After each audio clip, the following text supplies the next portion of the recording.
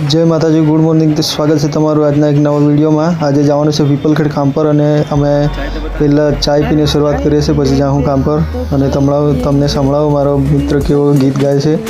गमे तो लाइक कर दीजो।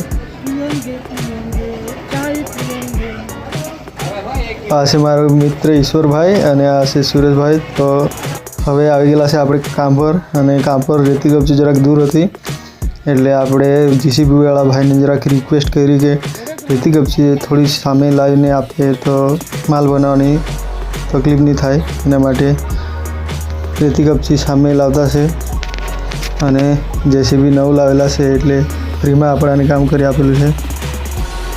लगभग 10 वागे आपणे काम पर पहोंची गेला छे अने आ रेती ने कपची लखाई जाए एटले पछी आपणे काम चालू करी देवानुं छे।